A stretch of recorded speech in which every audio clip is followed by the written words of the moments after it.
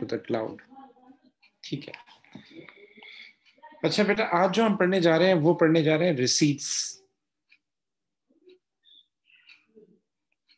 आज जो हम पढ़ने जा रहे हैं वो पढ़ने जा रहे हैं रिसीट्स। सर रिसीट्स क्या होती हैं? रिसीट्स बेसिकली ये अमाउंट होते हैं, ये वो पैसे होते हैं जो हमने रिसीव किए होते हैं। नॉर्मली जिस तरह पेमेंट्स होती है ना, पेमेंट्स में हम पैसे दे रहे होते हैं, पेमेंट कर रहे होते हैं। रिसीट्स के अंदर क्या होता है, हमारे पास पैसा आ रहा होता है हमारे पास। जैसे फॉर सपोज मैं अगर बिजनेस में कैपिटल इंट्रोड्यूस करता हूँ तो बिजनेस के अंदर पैसा आएगा। मैं किसी से लोन लेता हूँ, बिजनेस में पैसा आएगा। ठीक है ना। मैं सेल्स करता हूँ, बिजनेस में पैसा आएगा। मैं अपने बिजनेस के अंदर एक कोई जगह किसी को रेंट पे देता हूँ तो उससे पैसा आएगा। तो ये क्या कहलाते हैं? ये हमारे पास कहलाती हैं रिसीट्स। रिसीट्स रिसीट्स जिस तरह एक्सपेंडिचर दो तरह के होते हैं, जिस तरह एक्सपेंडिचर दो तरह के होते हैं, सेम एज रिसीट भी हमारे पास क्या होती है, दो तरह की होती हैं। दो तरह की होती है। नंबर वन को हम कहते हैं कैपिटल रिसीट, कैपिटल रिसीट्स। और नंबर टू हमारे पास होता है revenue receipts.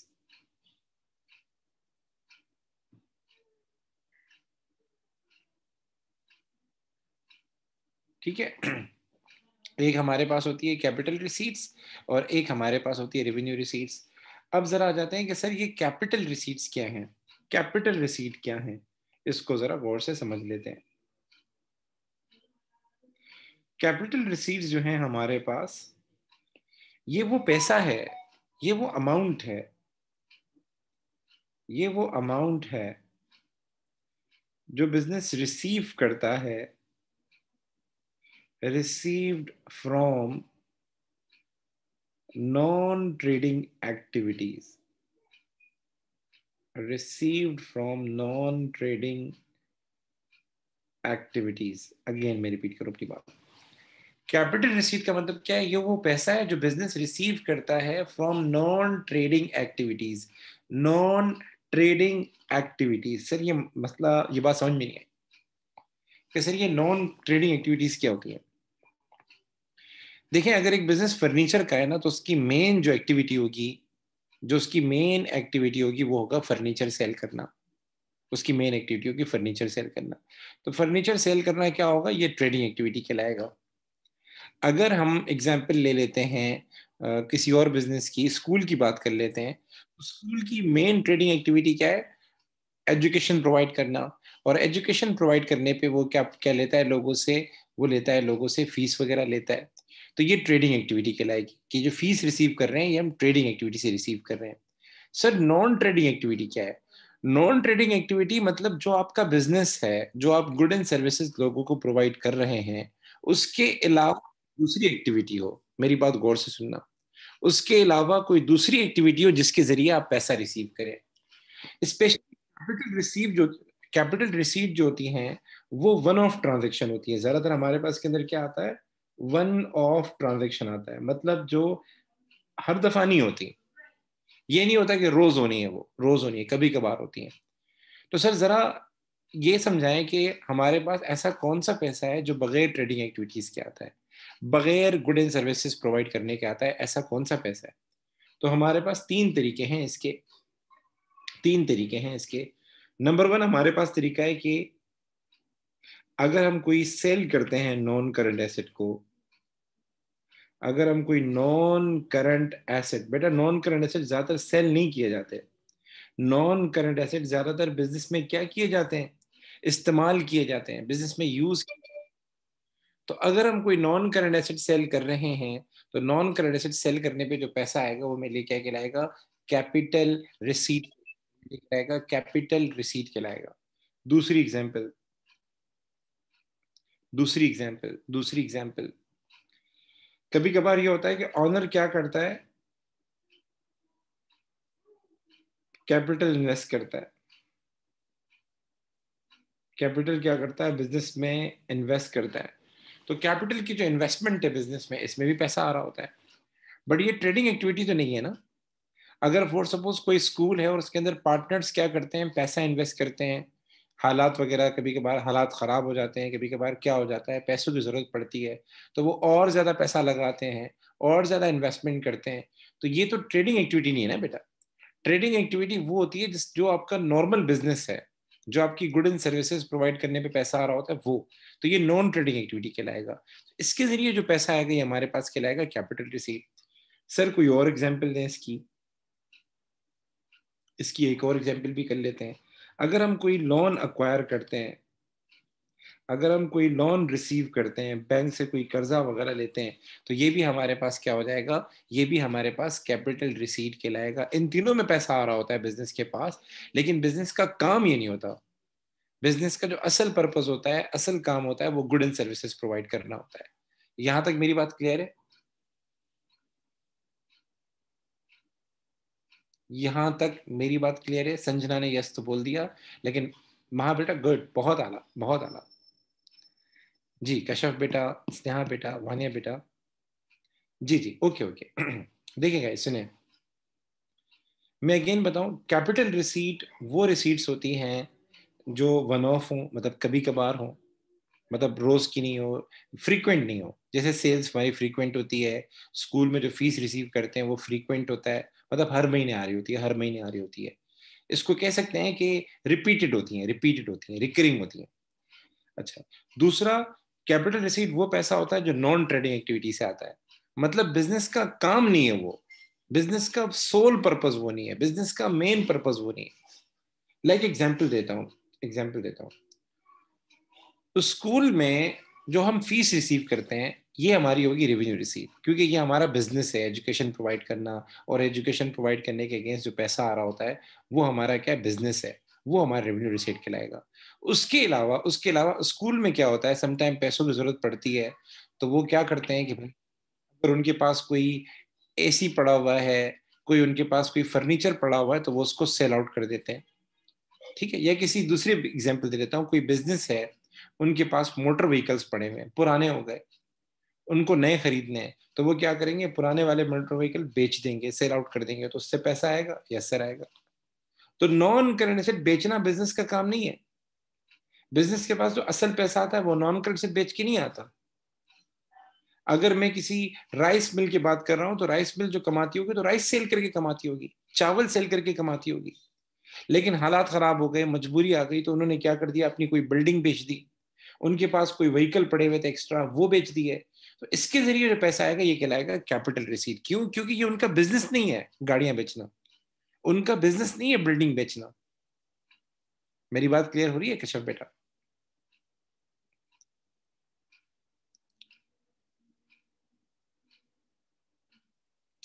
Introduction of capital repeat कर दें, ठीक है बेटा। अच्छा, इंट्रोडक्शन ऑफ कैपिटल से मुराद ये कि समटाइम देखो मेन चीज है, पैसा आ रहा है बिजनेस में, गौर से सुनिएगा, पैसा आ रहा है, उस पैसे की सोर्स पे इशू हो रहा है। उस पैसे की सोर्स क्या है? ठीक है, उस पैसे की सोर्स अगर ट्रेडिंग एक्टिविटी है ना, ट्रेडिंग एक्टिविटी है, ट्रेडिंग एक्टिविटी है, तो ये होगा रेवेन्यू रिसीट। ठीक है, मैं पहले रेवेन्यू रिसीट समझा देता हूँ, फिर मैं जरा इसके ऊपर आता हूँ, तो फिर आपको दोनों चीजों को जरा क्लियर कॉन्सेप्ट हो जाएगा। पहले मैं रेवेन्यू रिसीट समझा देता हूँ, तो दोनों चीजें क्लियर हो जाएंगी। रेवेन्यू रिसीट में क्या होता है, हम अमाउंट रिसीव करते हैं, अमाउंट रिसीव करते हैं, amount received from normal business activity, normal business activity, मतलब जो बिजनेस का काम होता है ना, उसके जरिए जो पैसा आ रहा होता है। एक मिनट सबर कीजिएगा, ये क्या मसला आ गया इसके अंदर।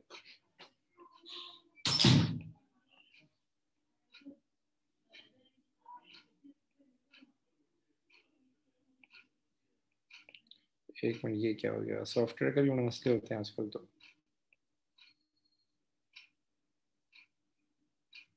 ओके, मैं जरा पूरा क्लियर समझा दूं फिर आपको बताता हूँ। देखिए बेटा, हमारे पास बिजनेस जो नॉर्मल एक्टिविटीज में सर क्या क्या आ सकता है, पहले हम जरा ये समझ लें। देखो, बिजनेस के पास जो पैसा आ रहा होता है, अगर हम नॉर्मल एक्टिविटीज की बात करें, ट्रेडिंग एक्टिविटीज की बात करें, तो ट्रेडिंग एक्टिविटीज में पहला पैसा वो आता है जो आप सर्विस सर्विस और गुड्स बेच के हासिल करते हैं, सर्विस और गुड्स बेच के हासिल करते हैं, जिसको हम प्यार से प्राइमरी इनकम भी कहते हैं। लाइक फॉर सपोज अगर कोई बिजनेस है, वो सेल्स करता है, वो क्या करता है, सेल्स करता है, ये गुड्स बेच के आती है, तो ये सेल्स के जरिए जो पैसा आएगा ये क्या कहलाएगा, ये हमारे पास कहलाएगा रेवेन्यू रिसीट, क्योंकि बिजनेस का काम है, एक बिजनेस का काम ही सेल्स करना है, असल तो बिजनेस चलता ही इसी से।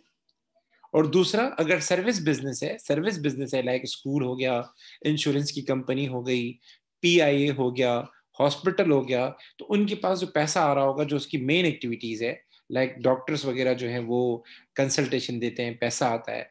इसी तरीके से इंश्योरेंस वाले क्या करते हैं, पॉलिसी सेल करते हैं, पैसा आता है। अदालत में वकील जो है वो कंसल्टेशन देता है, पैसा आता है। उन पैसे को प्यार से हम क्या कहते हैं, फीस कहते हैं। तो अगेन मैं बता दूं, रेवेन्यू रिसीट में वो पैसा आता है जो आपकी ट्रेडिंग एक्टिविटी के जरिए आ रहा हो, मतलब जो आपका काम हो, जो आपका काम हो। तो पहला तो काम ये होता है हम गुड्स बाय करते हैं देन सेल करते हैं, तो सेल्स के जरिए जो पैसा है ये रेवेन्यू रिसीट है।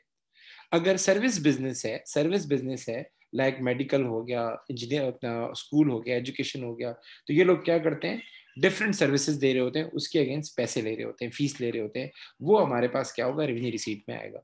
और सर इसके अलावा एक सेकेंडरी इनकम भी होती है, ठीक है। अच्छा एक और बात, ये रिपीटेड है दोनों, मतलब आपको आपकी सेल हर महीने हो रही होगी, आपकी सेल्स हर साल हो रही होगी, आपको फीस हर साल मिल रही होगी, हर महीने मिल रही होगी, ये वन ऑफ नहीं है, कभी कभार हो, कभी कभार, ऐसा नहीं है।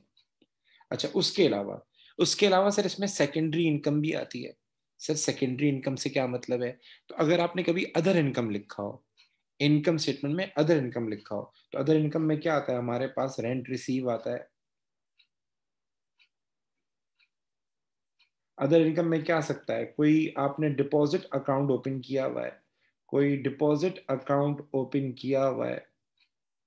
सर ये चीजें क्यों आ रही है, क्योंकि नॉर्मली हमने देखा है बकायदा, नॉर्मली जो बड़े बड़े बिजनेस होते हैं उनके पास जगह खाली होती हैं। मतलब अगर कोई स्कूल है तो उसके पास क्या नाम है, कैंटीन की जगह खाली होगी, तो वो कैंटीन किसी को रेंट पे दे देंगे, उससे हर महीने रेंट आ रहा होगा, हर महीने रेंट आ रहा होगा।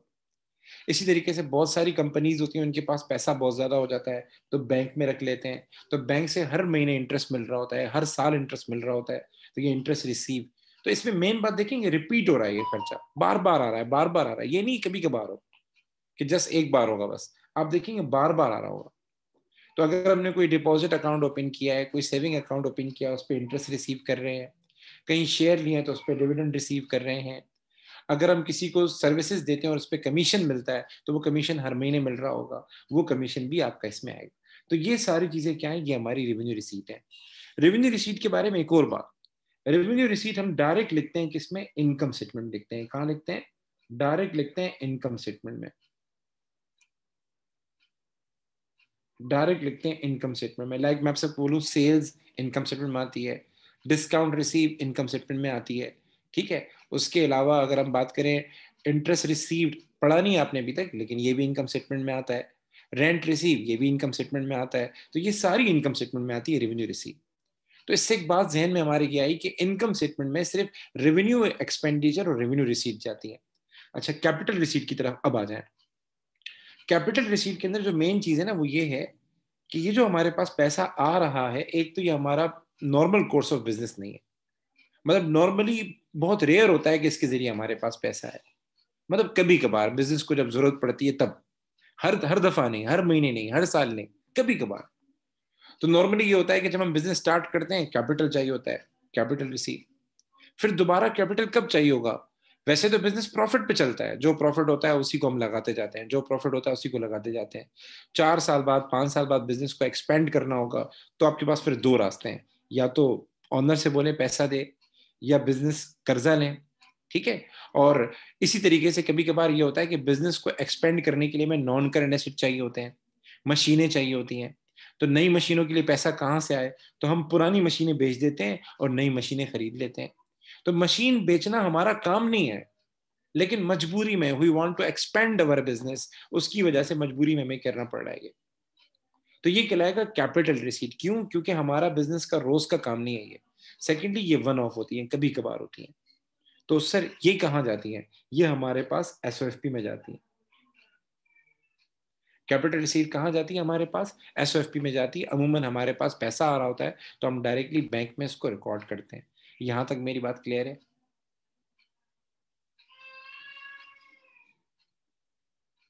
ठीक है बेटा, तो अब सवाल करते हैं इसके जरा, फिर इसको जरा एक एक फाइनल टच भी दे देते हैं। तो ये देख लें आप एक नज़र, ये पूरी फाइल मैं आपको भेज दूंगा, ठीक है, जो मैंने काम करवाया आपको सारा जो है। सो हम चलते हैं रेवेन्यू रिसीट्स के ऊपर।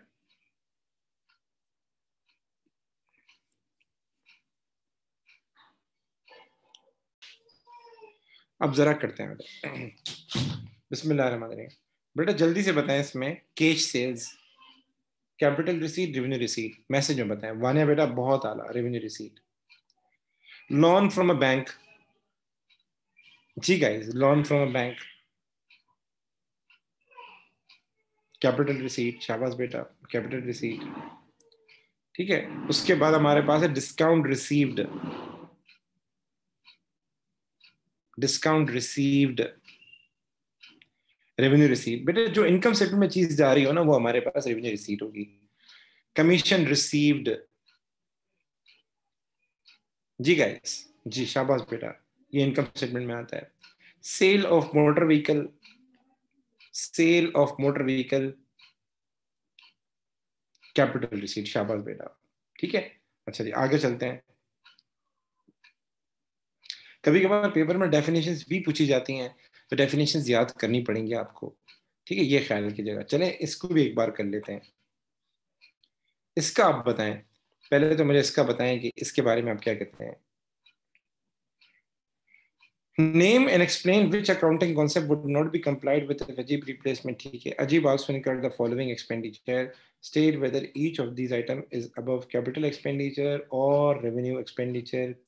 Delivery of motor van from manufacturer, क्या बोलते हैं, कैपिटल एक्सपेंडिचर है, रेवेन्यू एक्सपेंडिचर है? एक्सपेंडिचर का सवाल है जी guys. Delivery of motor van from manufacturer, ये कैपिटल होगा ना बेटा? पहले मैं पढ़ लेता हूँ किस चीज का बिजनेस है वैसे।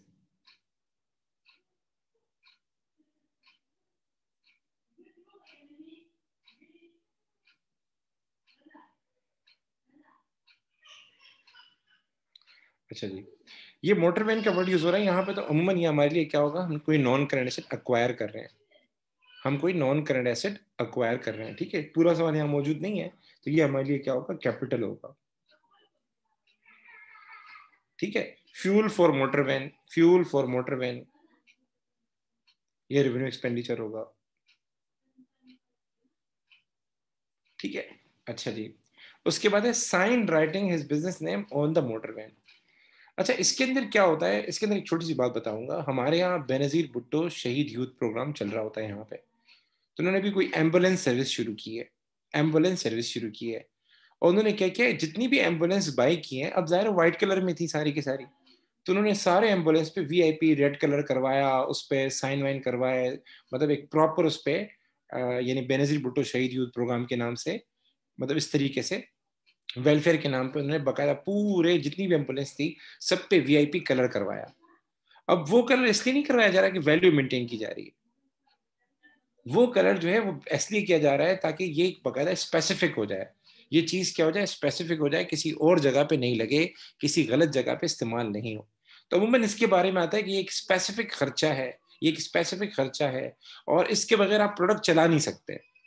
मतलब अगर आपने, जैसे फूड पांडा होता है ना, फूड पांडा होता है, तो फूड पांडा में वो कह रहे होते हैं कि या टीसीएस लेने, टीसीएस की जो गाड़ियां यूज की जा रही होती हैं पार्सल वगैरह देने के लिए, तो वो सिंपल कार में यूज नहीं करते, वो बकायदा टीसीएस की टैग लगी हुई कारों में यूज करते हैं। तो वर्किंग कंडीशन में फिर लाने के लिए जरूरी हो जाएगा ये खर्चा, अगर आपकी बिजनेस में गाड़ी की नेचर इस तरीके से है कि उस पर नाम लगा होना चाहिए, टैग लगे होने चाहिए, तो फिर इसको हम कैपिटल एक्सपेंडिचर कंसीडर करते हैं इसको हम, कि ये एक तो रोज का खर्चा नहीं है, जैसे हमने रिव्यू में पढ़ा था कि रिपीट होना चाहिए, ठीक है, एक तो रिपीट होने वाला खर्चा नहीं है, एक बार का खर्चा है। सर ये इंस्टॉलेशन कॉस्ट से रिलेटेड है। बेटा इंस्टॉलेशन कॉस्ट जो होती है वो मशीनरी से ताल्लुक रखती है, मशीनरी से, इक्विपमेंट से। ये मैं कह रहा हूँ कि लाइक एक बिजनेस है, लाइक हमारे पास जैसे ईदी है, ईदी वाले, ईदी के अंदर वही व्हाइट कलर की गाड़ी यूज नहीं हो सकती, उनकी जितनी भी गाड़ियां उन पर बकायदा एक साइन हुई होती है। तो यहाँ मैं जो पॉइंट ये कह रहा हूँ कि एक चीज को वर्किंग कंडीशन में लाना है, एक चीज को प्रॉपर इस्तेमाल करना है, तो आपके लिए वो साइन राइटिंग होना जरूरी है उस गाड़ी के ऊपर, अदरवाइज नहीं हो सकती। जैसे जैसे पीआई के जहाज हम जब खरीदते हैं तो उस पर जाहिर है पीआई के टैग लगेंगे ना, पीआई की स्पेसिफिक कलरिंग होगी, वो लाजमी है। तो उस एंगल से आप सोचिए कि पीआई के जहाज में वो कलरिंग लाजमी है, अदरवाइज पीआई का जहाज यूज नहीं हो सकता। अच्छा जी, मोटरमैन इंश्योरेंस के ऊपर आ जाए, मोटरमैन इंश्योरेंस के ऊपर आ जाए, क्या कहते हैं बेटा? रेवेन्यू या capital expenditure? Be quick guys, revenue expenditure. ठीक है बेटा, अब आगे चलते हैं। आगे हमारे पास कैपिटल एंड रेवेन्यू रिसीट है, जल्दी से बताएं इसमें कौन सी कैपिटल रिसीट है, कौन सी रेवेन्यू रिसीट है, और कौन सा कैपिटल एक्सपेंडिचर है, कौन सा रेवेन्यू एक्सपेंडिचर है। Sale of motor van, sale of motor van revenue receipt या कैपिटल रिसीट? सोच समझ के बताएं। सेल ऑफ मोटर वैन, क्या ये इनकम स्टेटमेंट में आएगा डायरेक्ट? जी बेटा, कैपिटल रिसीट, शाबाश बेटा, कैपिटल रिसीट, शाबाश बेटा। Purchase of new motor van tyre, new motor van tyre, main चीज इसके अंदर ये है, हमने टायर्स खरीदे हैं, जाहिर सी बात है हमने गाड़ी खरीदी होगी, और गाड़ी में देखो कोई भी बंदा बगैर टायर के तो गाड़ी खरीदेगा ही नहीं, ठीक है, बगैर टायर के तो गाड़ी खरीदेगा नहीं। अब उसने गाड़ी खरीदी तो उसके टायर खराब हो गए, उसके क्या हो गए, टायर खराब हो गए, तो उसके लिए उसने क्या किया, टायर को रिप्लेस जाके करवाया, दूसरे टायर जाके लिए, तो इससे गाड़ी की वैल्यू में इजाफा हो जाएगा, ये गाड़ी की वैल्यू मेंटेन रहेगी।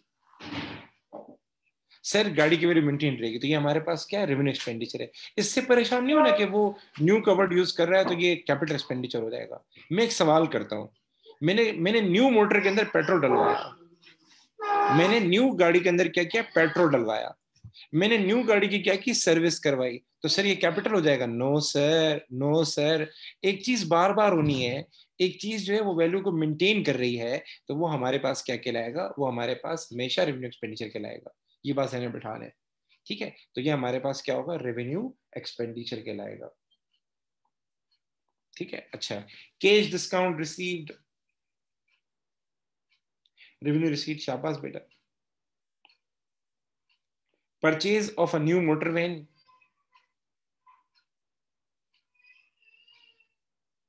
Purchase of a new motor van, जी बेटा सब बताएं। कैपिटल एक्सपेंडिचर, शाबाश बेटा। हम कभी भी नॉन करंट एसेट एक्वायर करने जाएं और उस पर फिर फर्दर कोई भी खर्चा हो, वो हमारा कैपिटल एक्सपेंडिचर कहलाएगा। अच्छा बेटा, आखिरी है बेटा, ये वाला कर लें बस, फिर ऑफ करते हैं। सोल्ड ऑफिस कंप्यूटर, ये तो रेवेन्यू कैपिटल रिसीट है। बाकी मुझे बताएं, received interest on deposit account, हमने एक सेविंग अकाउंट ओपन किया था, उस पर हमें इंटरेस्ट मिल रहा है।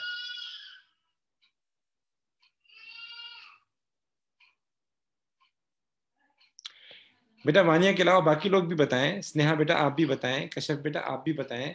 वानिया आपने सही आंसर बताया,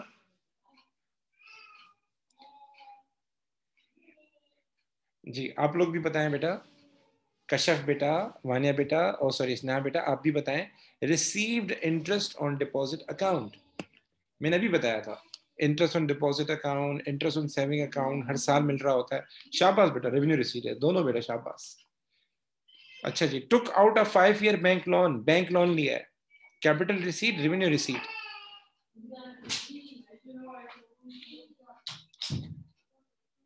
कैपिटल, कैपिटल। उसके बाद है paid property insurance,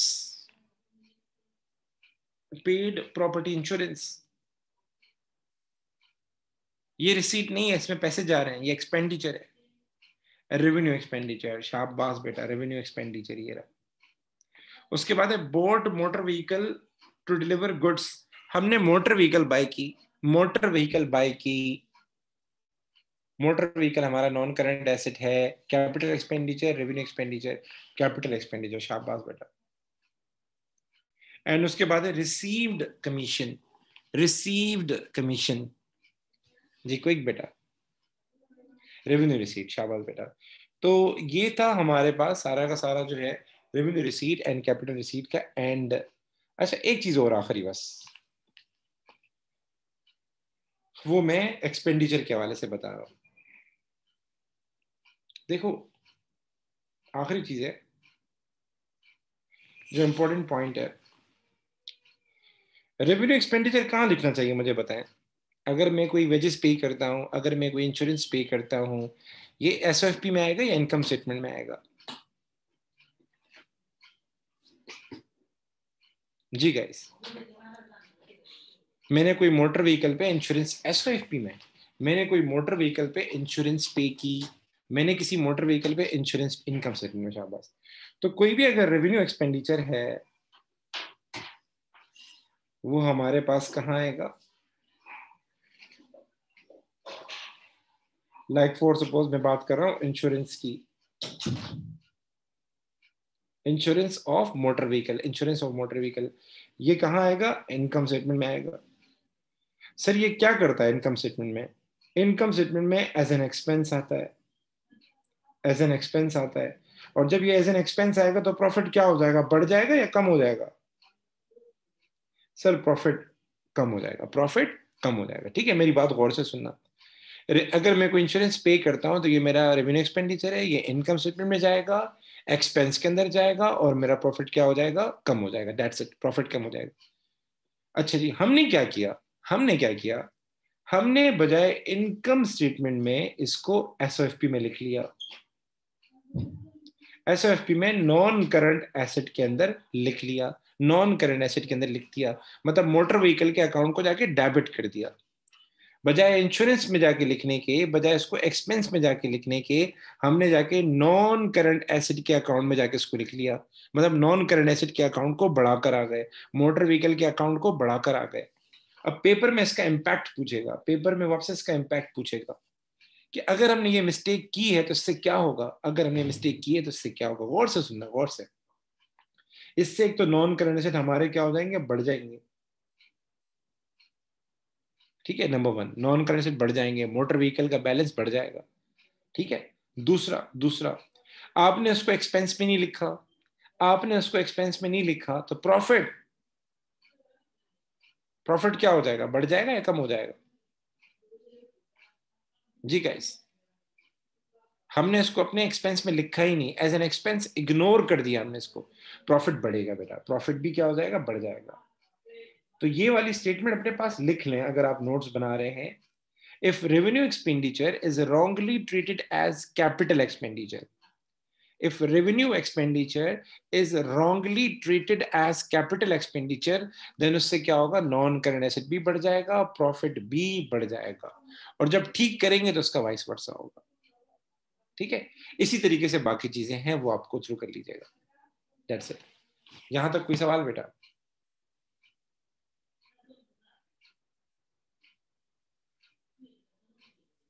no sir, okay.